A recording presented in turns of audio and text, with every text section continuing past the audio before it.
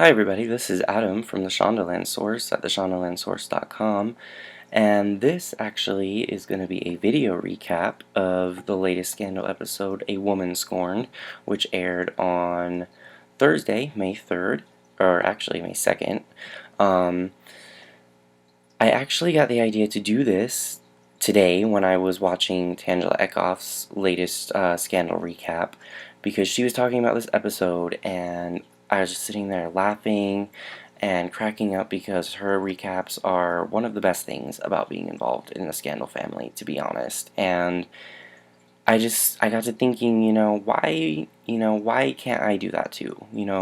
I could try it, see if I like it, see if the people that visit my site like it, and maybe it will save me a little bit of time as well.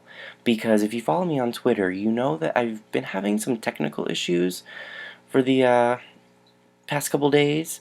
Over the weekend, I tried to sit down and write about Scandal, get my feelings out there about this episode, recap it, because I try to do a really, really good, thorough recap of each and every episode, try to put everything in chronological order, and try to make it really, really in-depth, because I know this show packs a lot into every episode, and it's really important to me to try to really kind of make it all make sense the best that I can for everybody. And I just didn't have time this weekend. I had no time at all because I was working so much and I had a bunch of homework for school as well, and there was just a lot going on in my life. I did not have time this weekend at all. But, yesterday was Monday, my day off.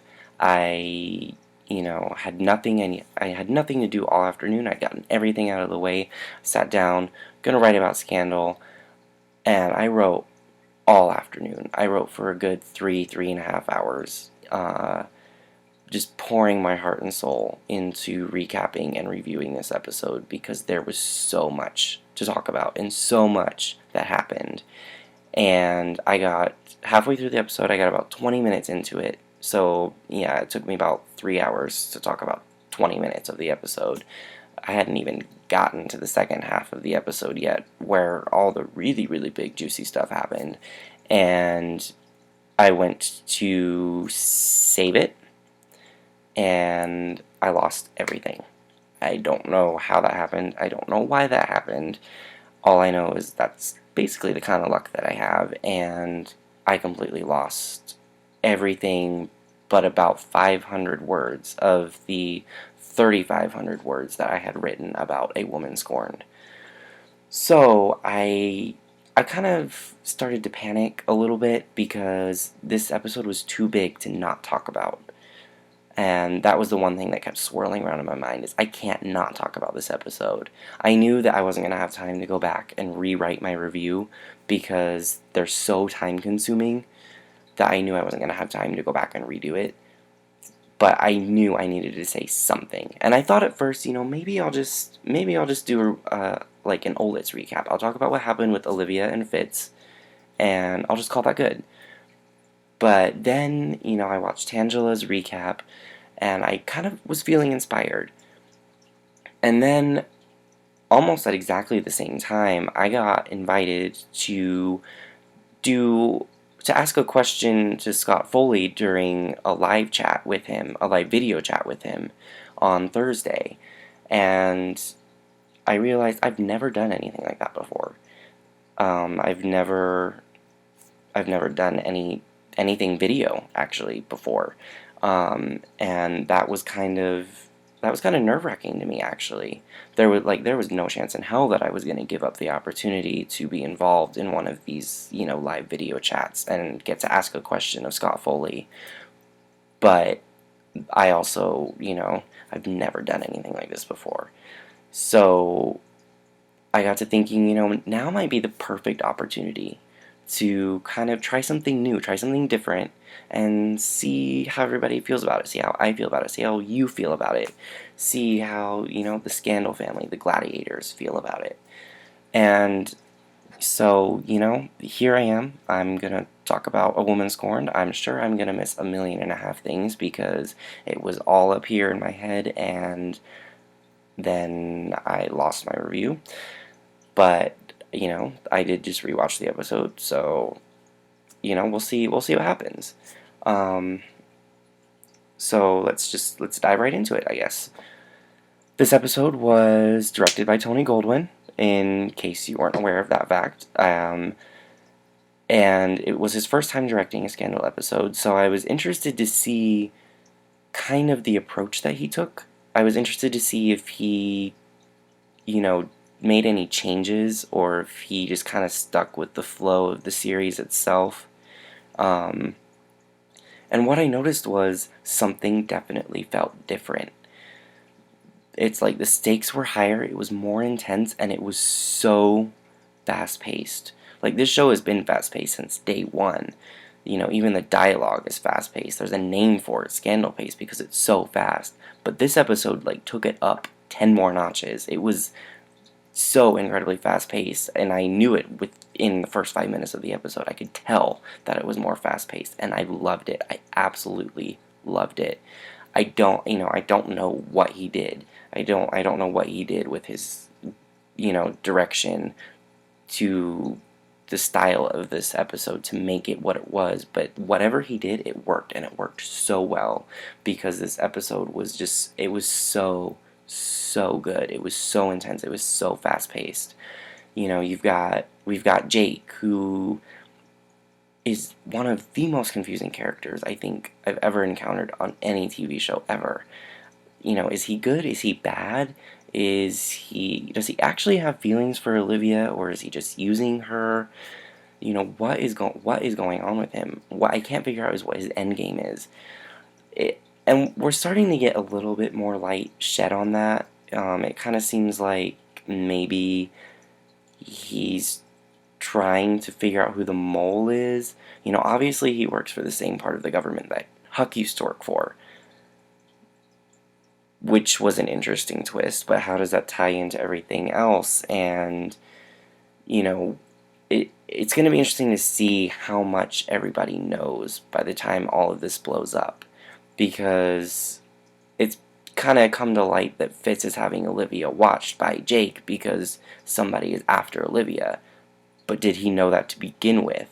How did he know that somebody was looking after Olivia? And if he did, how did he know that? Or did he just start watching her because he dumped her and then just, couldn't let go, and so he had Jake start watching her, and then he figured out that somebody was actually, like, after her? Or, there's so many things that we don't know about the Jake storyline, and I'm really, really interested to see where they take that. Obviously, there's only 2 weeks left in the season, so whatever happens, it's going to happen really soon, and I'm just very interested to see where that goes. I loved the phone call between Fitz and Olivia at the beginning of the episode. I loved it so much, because it kind of spoke volumes to where their relationship is, or at least was at this point in the episode. She was so confident that she was going to be able to convince him to get rid of Jake. She was so confident, and you could see it in her face, and you could see her just praying that she was right in her confidence. And of course, she ended up not being right in her confidence, because Fitz is stubborn, and Fitz doesn't want to give up on Olivia. And so Jake stuck around, and I think this week is probably the first week I've really, truly been annoyed with Jake. I know there are a lot of fans out there that don't like him, and I know there are a lot of fans out there that do like him, and I've kind of been on the fence. I don't really feel either way about him. I don't really, really like him, but I also don't really, really dislike him. This certainly is not an Edison, this is not an Edison situation to me at all, because that character is just awful. But this is the first week I can honestly say that Jake got on my nerves. Everything that came out of his mouth was just, like, laced with sarcasm, but it was like an epic fail at sarcasm. And I did not like his attitude in this episode. I did not like anything to do with Jake in this episode at all. It was also really interesting to see Melly in this episode. She obviously was a big piece of this episode, because she was the one, threatening to go to the press and tell the press that Fitz basically is a whore, is basically what she told Cyrus she was going to tell Fitz. And it was really interesting to me to see her not back down from that stance, because the proposal that Cyrus gave her, giving her her own issue after re-election, launching her political career, I couldn't believe that she didn't take that deal, because the Melly that we know would have taken that deal in a heartbeat. That's all she wants is, some fantastic political career. In fact, she threatened to have a fantastic political career when Fitz tried to divorce her, or said that he wanted a divorce.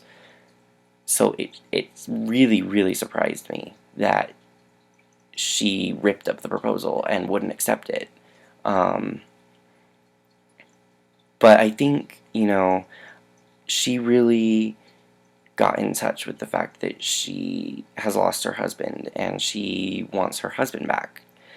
I don't know what I can't quite figure out is why that suddenly awoke in her, that desire to have Fitz back in her life. I don't know why all of a sudden she wants her husband back, because, she knew about the affair with Olivia. She let Olivia have that affair with him.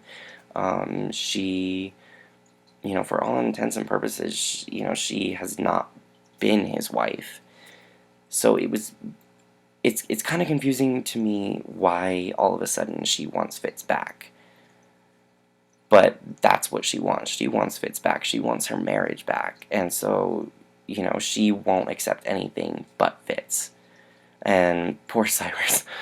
Oh, that man. It's surprising to me that he did not have a heart attack in this episode, running back and forth between the tunnels with doing damage control. And I almost couldn't help but laugh at watching him be so stressed out about this entire situation, because it felt so true to the character. I loved watching him try to mediate between the two, and his speech to Fitz about how Melly was not a terrorizing political animal, but basically a broken wife, a woman scorned, was really, really great.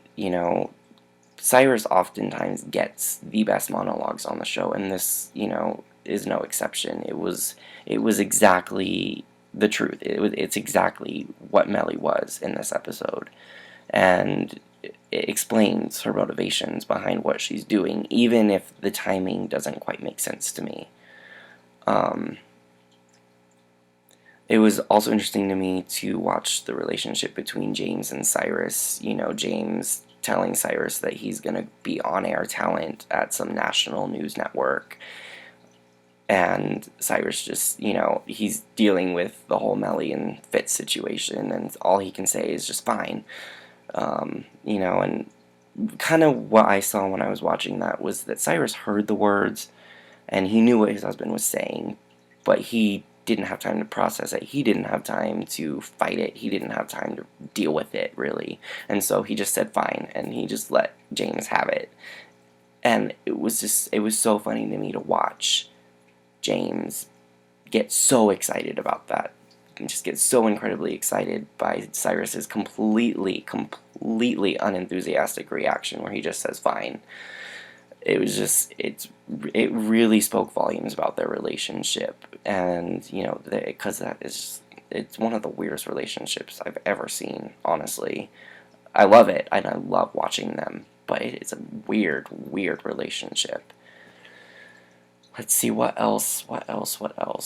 Olivia Pope and Associates, all the gladiators are hot on the trail of Charlie. One of my favorite lines that I wrote for my review that I ended up losing was that Quinn was hot on the trail of the breakfast pastries, because, Huck made the connection about, Charlie liking sugar, and so they checked out all the bakeries, and they found the bakery that he goes to and gets, cannolis, and takes them to a book club that David discovers. And, there's just a whole chain of events that leads to them, putting pieces together about Charlie.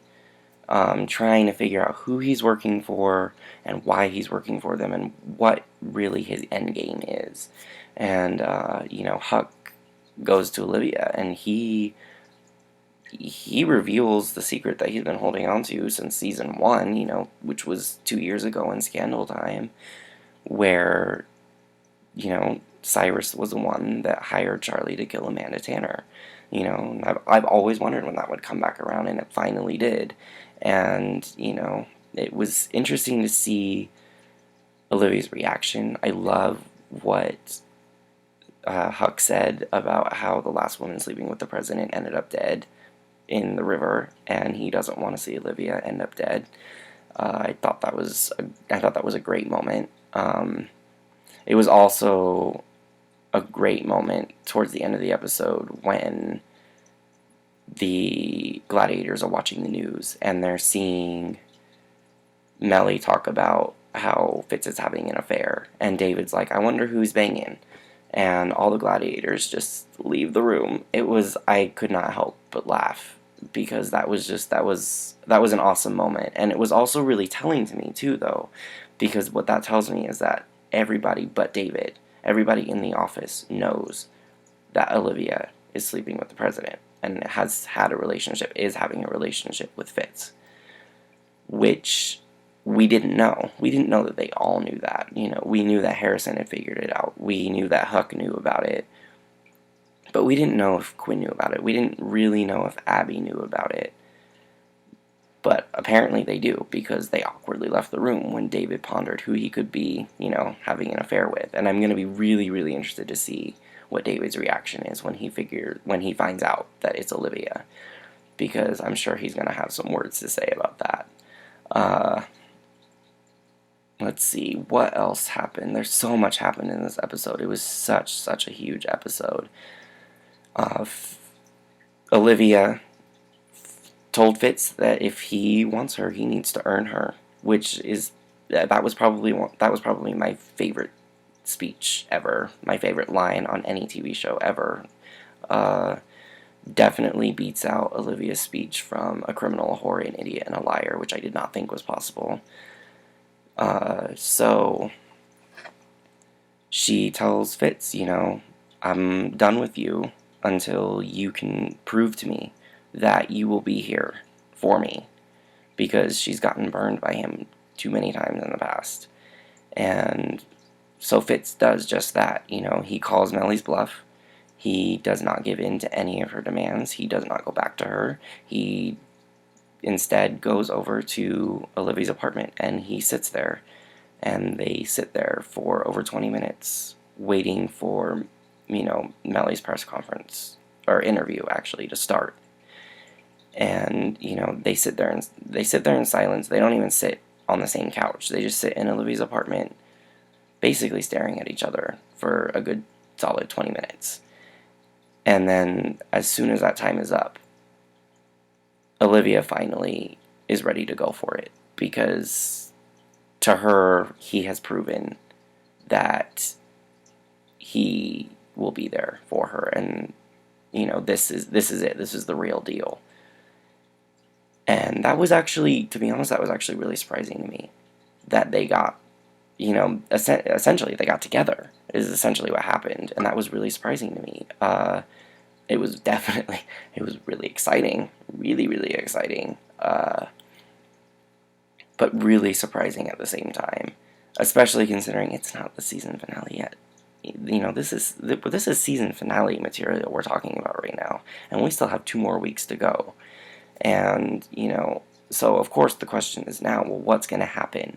What's going to happen with them now that they're basically together? Because, I feel like everybody says, if Olivia and Fitz get together, the show is over. I feel like everybody says that. Which makes me wonder, are they actually going to be together and the show is going to go on? Because shows can do that, and they're doing it more and more often these days. There are so many shows where the main couple gets together and they actually become more successful. The shows do better, they get better, and the fans are happier. But this is Scandal, it's so unpredictable. So many different things could happen. There's no telling. And I'm waiting for that bomb to drop. Something is going to happen. I tend to agree something's going to happen. that's going to pull them apart again. It's just going to be a matter of what that thing is. Because, I feel like it's not going to be Melly. Melly's already done the damage that she's already done all the damage that she can do. So what's going to happen that's going to keep them apart again? And speaking of Melly going to that interview, my jaw dropped when she said those words, that her husband was having an affair. My jaw dropped. I could not believe that she actually went there, that the writers actually went there, because this changes everything. There are so many different routes that this could go now. But it's entirely possible that we're going to be seeing impeachment storylines. We could see Fitz get kicked out of office.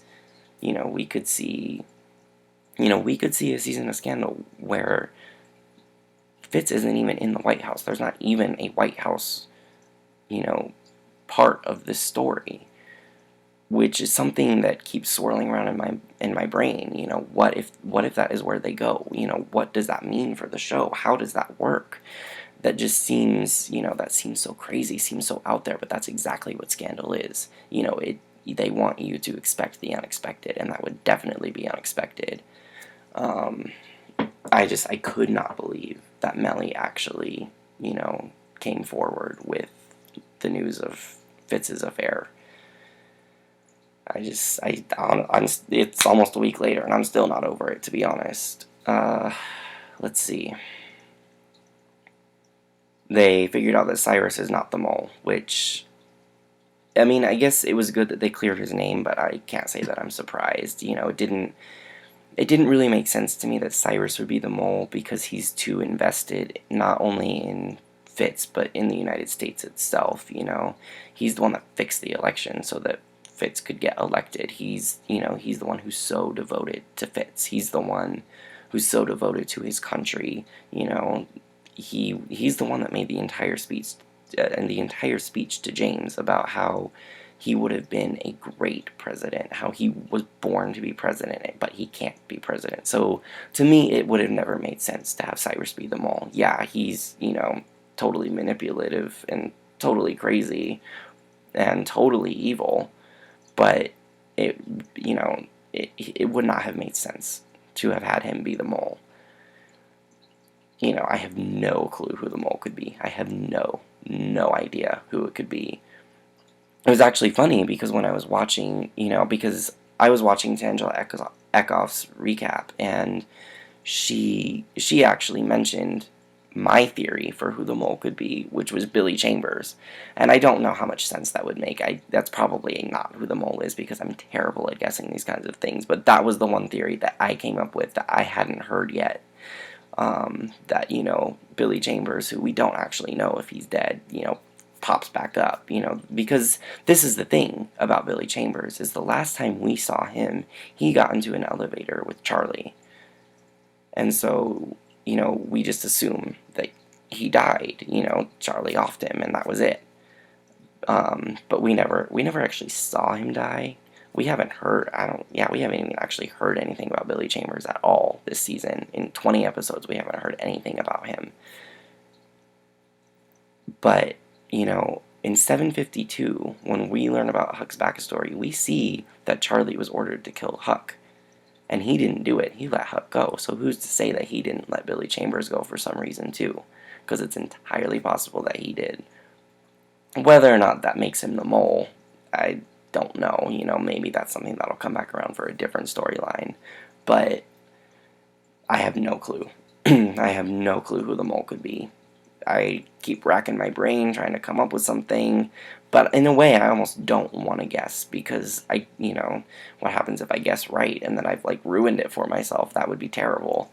But I'm encouraged by the fact that the cast and crew continues to say that they haven't heard anybody guess right about it.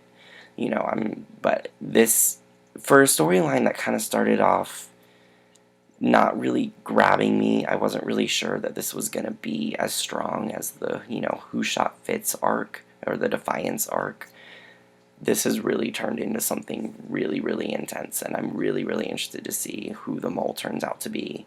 And not only that, but what the hell is up with Jake? I'm really interested to learn more about that and more about him and who he's working for, because he's obviously working for more than just Fitz. And I kind of feel like he might be working for more than just B613 as well. Um,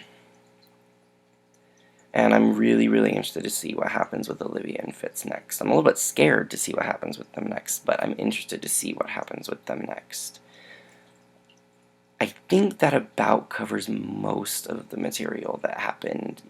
Those are the major points that happened within A Woman Scorned.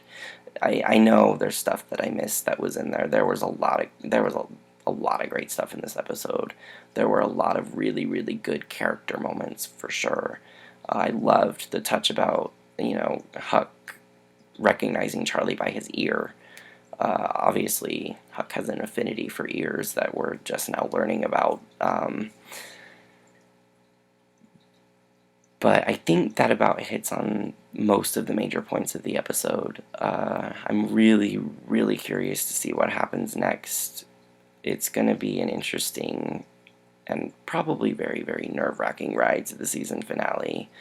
I have no clue where they could be going, and I'm glad that I have no clue where they're going. That's totally fine with me. I'm just along for the ride, over a cliff for life, to be honest. So, that wraps up this first, video recap for the Shondaland source. Let me know what you think. I may or may not do this again, depending on what people think about it and the kind of reactions I get to it. But, thank you for tuning in, and, we'll see you this Thursday for a brand new episode of Scandal. Thanks.